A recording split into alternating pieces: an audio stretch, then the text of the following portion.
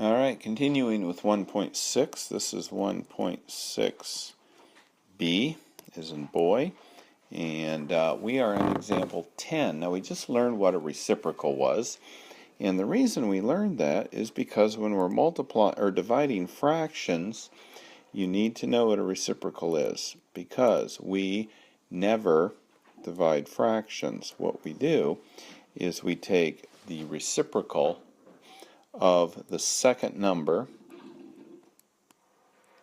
So the reciprocal is we flip it upside down and we multiply it. So now we get 14 over 15 for our answer there. That's why you did a reciprocal. A lot of times you'll hear me say, instead of taking the reciprocal, I may say invert and multiply. It means the same thing. Invert, reciprocal. Just turn the second number fraction upside down. So negative 3/4 divided by 7/9.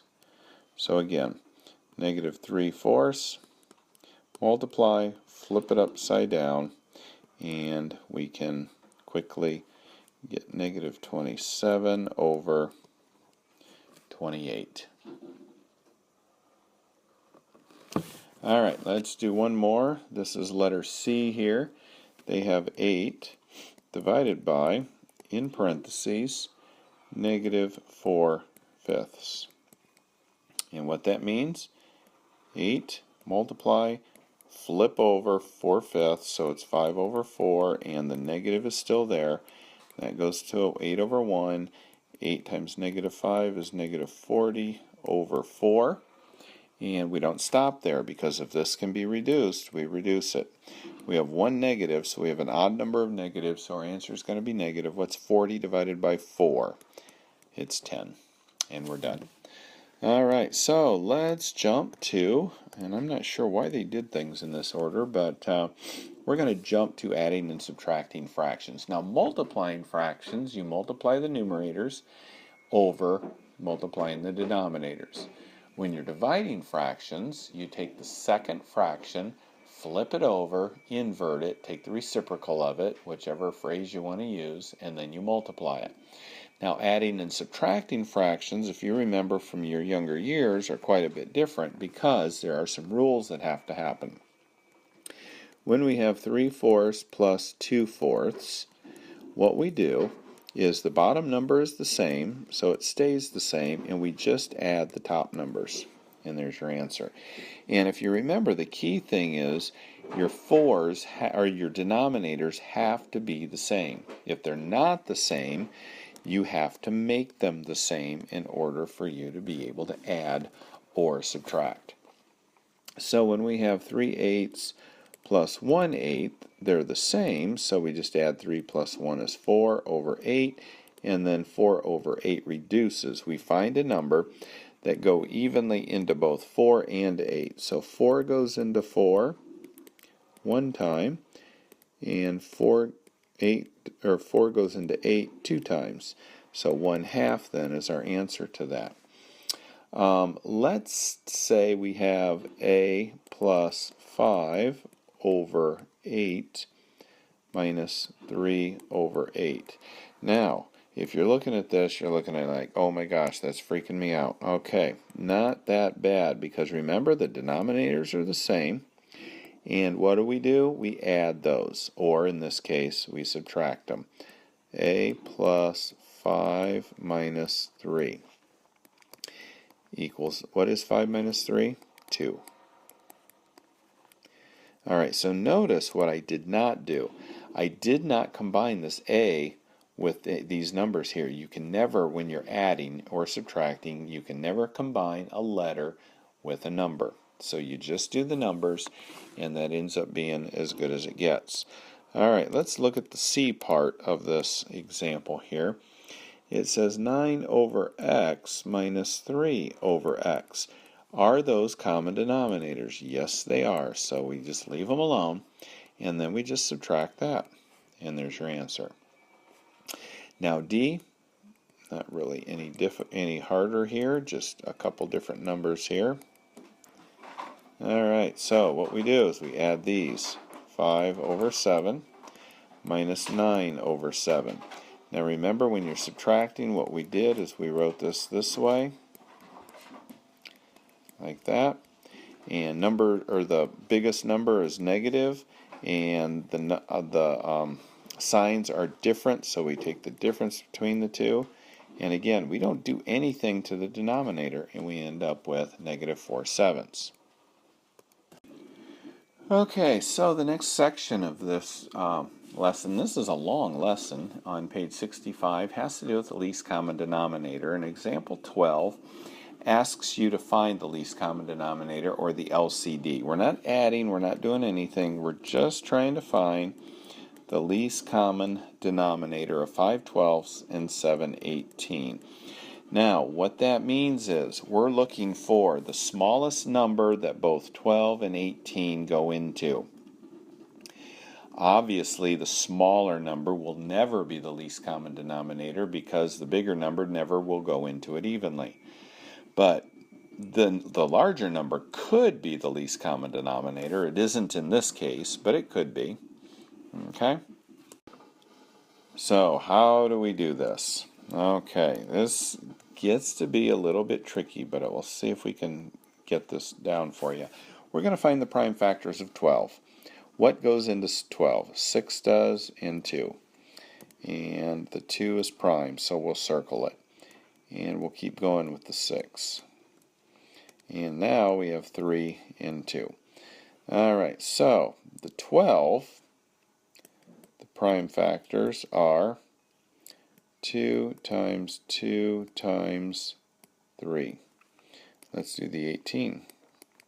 What goes into 18? 9 and 2. So the 2 is prime, so we circle it. 3 times 3 is 9, so we circle both of those now because those are prime. So the prime factors of 18 are 2 times 3 times 3. Okay, so we found the prime factors. Now to find the least common denominator, we look at both rows of numbers here. And we look and say, okay, so let's see. Let's start with the 2. We have, how many times does 2 occur up here? Twice. How many times does 2 occur down here? Once. We want to circle the 2's where they occur the most often. So we're going to circle those 2. Because they occurred twice there and only once there. So we don't want that 2. Alright, we do the same thing with the 3. It occurs once on the top and twice on the bottom. So it occurs twice, so we're going to circle that and cross that one out. Alright, so we're going to take what we have circled and multiply them together. 2 times 2 is 4, times 3 is 12, times 3 is 36. That is the least common denominator. That is the smallest number that 12 will go into and 18 will go into. 12 will go into it 3 times, 18 will go into it twice. Okay, that's how you find the least common denominator. So let's try another one to make sure you have this, and then we will continue on. Let's look for the least common denominator of 42 and 70. Okay, so we'll make our little factor tree here. 21 times 2.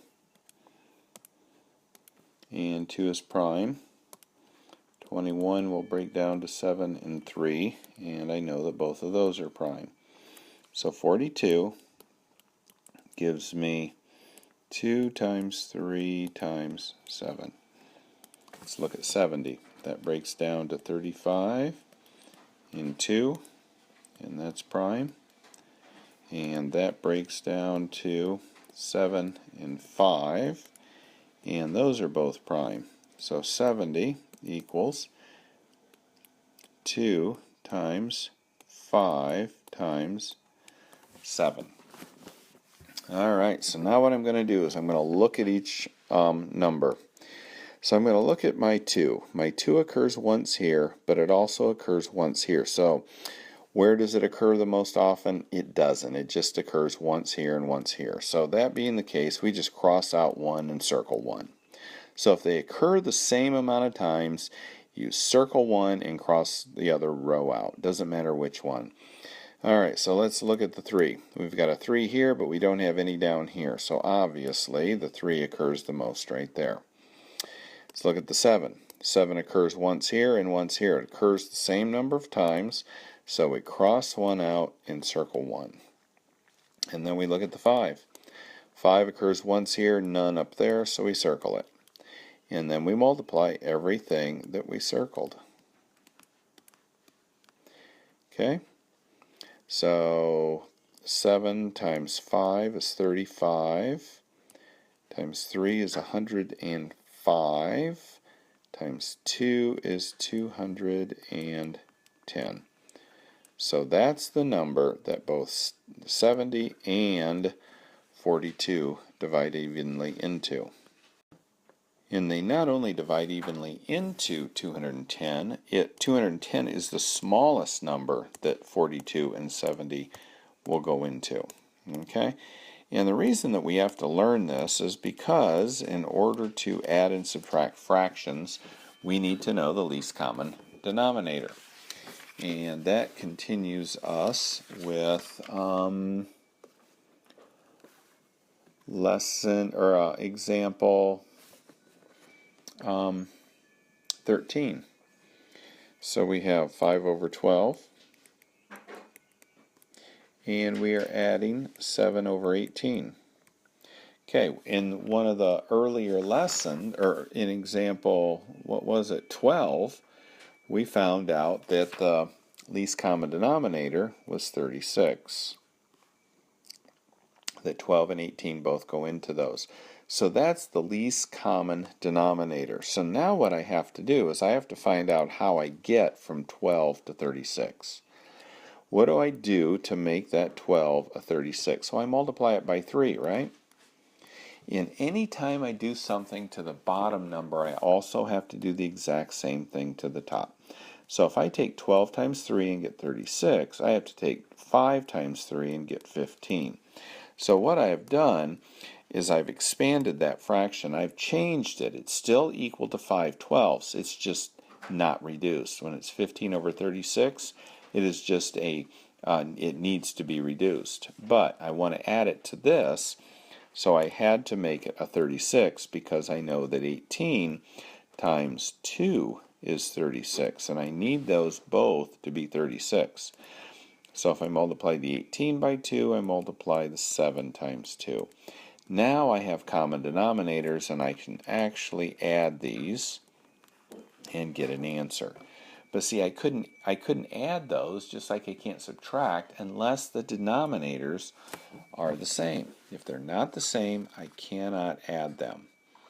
Okay, so let's look at example number 16, and we'll call it good then for this video. Number 16 says subtract 7 over 15 minus 3 over 10. Alright, so again, I take 15 and break it down into its product of primes. So 15 equals 5 times 3. And I also do the same with 10, and I get 5 and 2. So 10 equals 5 and 2. Alright, so let's look and see which one occurs the most. Alright, so 5, where does it occur the most? Well, they occur the same, so remember the rule. Circle 1, cross out 1. Then I look at my 3. It occurs there once, none there, so I circle that one. And I look at my 2. It occurs there, but it does not occur there, so I circle that one. So 5 times 3 times 2 equals 30. That ends up being my common denominator. So now I'm going to replace the 15 with 30. And how did I do that? I multiplied it by 2. So that means I multiply the top by 2. And I'm going to replace that by 30 by multiplying it by 3. But I have to multiply the top by 3. Now I can actually subtract since my denominators are the same. So what is 14 minus 9? It's 5. And I know that 5 goes into 5 once, and 5 goes into 30 6 times, so I just reduced that 5/30 to 1/6.